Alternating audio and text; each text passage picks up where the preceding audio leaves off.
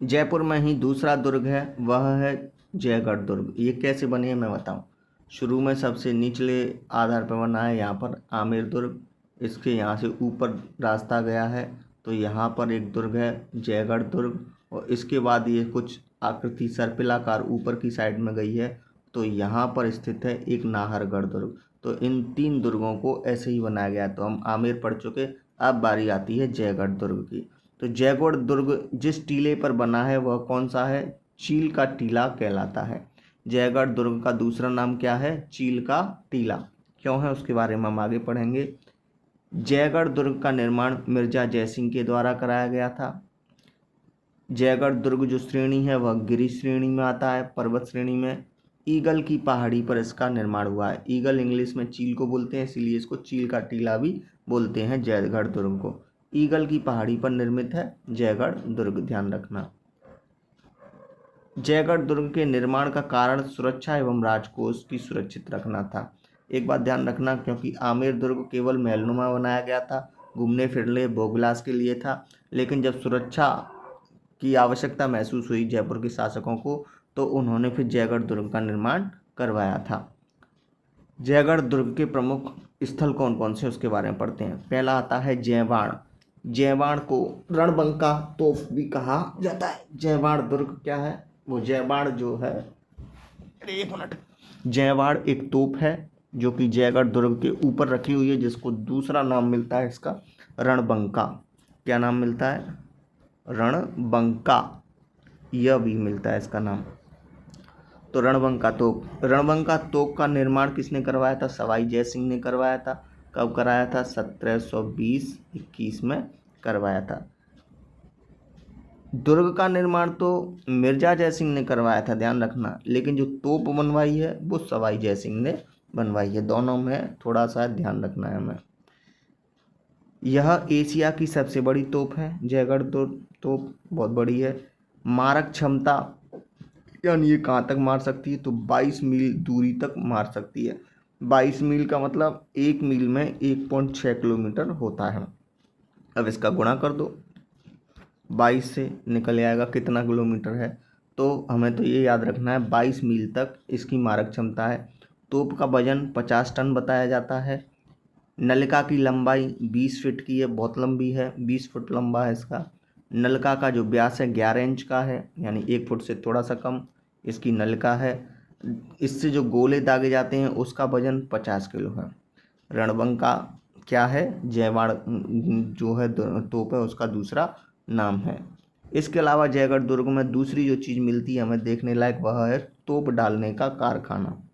जयगढ़ दुर्ग में जो जयवाड़ तोप रखी थी उसके बारे में एक चीज़ बताना भूल गया कि उसको केवल एक बार ही उपयोग में लाया गया था। उसके बाद में उसकी जो उसका इस्तेमाल किया गया तो बहुत ज़्यादा भूकंप जैसी स्थिति पैदा हुई। उसके बाद में उसका प्रयोग नहीं किया गया, केवल उसको बाहर जयगढ़ दुर्ग के बाहर ऊपर उसको सजा कर रख दिया गया था। दूसरा जो जयगढ़ दुर्ग में हमको देखने के लिए मिलता है वह है तोप ढालने का कारखाना। तोप ढालने का कारखाना कहाँ है? जयगढ़ दुर्ग में। तीसरा है दिया बुर्ज, जिसे प्रकाश स्तंभ भी कहा जाता है। दिया बुर्ज या प्रकाश स्तंभ, इसको याद रखना कहाँ पर है? यह जयगढ़ दुर्ग में है। जयगढ़ दुर्ग में है। यह 7 मंजिला एक इमारत है। खिलवंत विलास महल, जिसे सुबुट विलास महल भी बोलते हैं, यह भी जयगढ़ दुर्ग में है। विजयगढ़, जयगढ़ के अंदर एक विजयगढ़ भी है, इसको ध्यान रखना है। जयगढ़ के अंदर क्या है? विजयगढ़। विजयगढ़ का निर्माण सवाई जयसिंह के द्वारा करवाया गया था, जिसने तोप रखवाई थी उसी के द्वारा कराया गया था। जयगढ़ दुर्ग का लघु दुर्ग या अंतः दुर्ग भी बोलते हैं। दुर्ग के अंदर दुर्ग होता है उसको अंतः दुर्ग या लघु दुर्ग बोला जाता है। तो जयगढ़ दुर्ग के अंदर विजयगढ़ दुर्ग भी स्थित है, जो कि क्या है? अंतः दुर्ग या लघु दुर्ग कहा जाता है। विजयगढ़ दुर्ग में सवाई जयसिंह के भाई विजय सिंह को कैद कर रखा गया था। जयसिंह के एक भाई थे विजय सिंह, उनको इसमें कैद करके रखा गया था। जयगढ़ दुर्ग में विशाल पानी के टंके, एक मिनट, विशाल पानी के टंके एवं गुप्त सुरंगें हैं। यही कारण है कि इसे रहस्यमयी दुर्ग भी कहा जाता है। इस दुर्ग के बारे में कहा जाता है कि इसमें बहुत ज़्यादा राजस्व था, बहुत सोना चांदी बहुत कुछ था, एक बार इंदिरा गांधी ने भी इसकी 6 दिन की खुदाई करवाई थी, जिस दौरान जयपुर दिल्ली राष्ट्रीय राजमार्ग को पूरी तरह से 6 दिन के लिए बंद कर दिया गया था और इसकी अच्छी तरह से खुदाई करवाई थी। लेकिन सरकार ने बाद में एक स्टेटमेंट दिया, उसमें कहा कि इस दुर्ग में उन्हें कुछ भी नहीं मिला था। लेकिन स्थानीय लोग और जो पूर्वज हैं वो बताते हैं कि जयगढ़ दुर्ग में बहुत ज़्यादा क्या है, खजाना था, जो कि वहाँ बने बने विशाल पानी के टंके एवं गुप्त सुरंगों में छुपाया गया था। अगला जो दुर्ग आता है जयपुर का, वह है नाहरगढ़ दुर्ग। तो नाहरगढ़ दुर्ग का जो निर्माण है वह सवाई जयसिंह के द्वारा करवाया गया था, जबकि इसकी आधुनिक निर्माण जो करा गया था इसका नाहरगढ़ का, वह राम सिंह द्वितीय ने करवाया था। दोनों फैक्ट को याद रखना है। नाहरगढ़ के जो उपनाम है वह है जयपुर का मुखौटा। मुखौटा इसलिए बोलते हैं क्योंकि यह सबसे ऊंचाई पर स्थित है, इसीलिए इसको जयपुर का मुखौटा दुर्ग कहा जाता है नाहरगढ़ को। इसका तीसरा नाम भी मिलता है हमको, सुदर्शनगढ़। सुदर्शनगढ़ इसलिए कहा जाता है क्योंकि इसमें भगवान विष्णु की सुदर्शन लिए हुए एक मूर्ति है, इसीलिए नाहरगढ़ दुर्ग को एक नाम सुदर्शनगढ़ भी कहा जाता है। जयपुर का मुखौटा नाहरगढ़, जयपुर का सुदर्शनगढ़ नाहरगढ़। निर्माण का कारण क्या था जयगढ़ दुर्ग नाहरगढ़ दुर्ग को बनाने का? तो मराठा आक्रमणकारियों से बचने के कारण इसको बनाया था।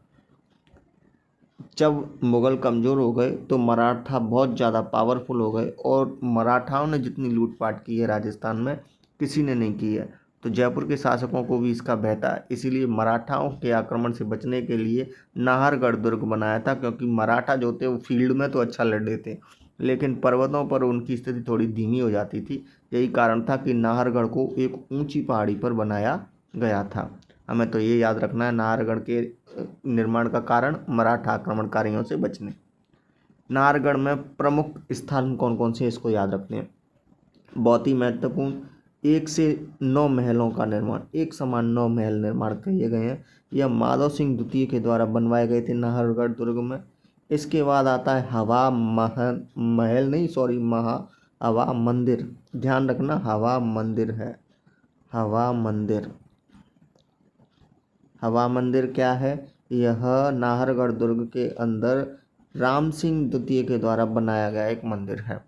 नाहर सिंह भूमिया की छत्री कहाँ पर है? तो नाहर सिंह भूमिया की छत्री नाहरगढ़ दुर्ग में है। सवाई जयसिंह के द्वारा इसको भी बनवाया गया था।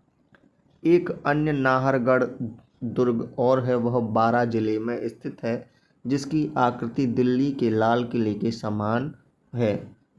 नाहरगढ़ जयपुर के अलावा कहाँ पर है? एक दूसरा बारां में भी है। अगला जो दुर्ग आता है वह है माधवराजपुरा का किला।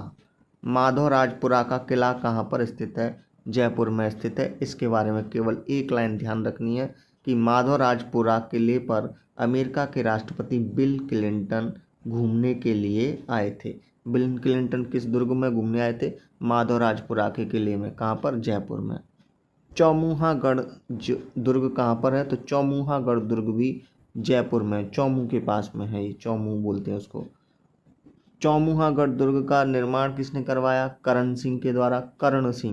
कर्ण सिंह ने संत बेणीदास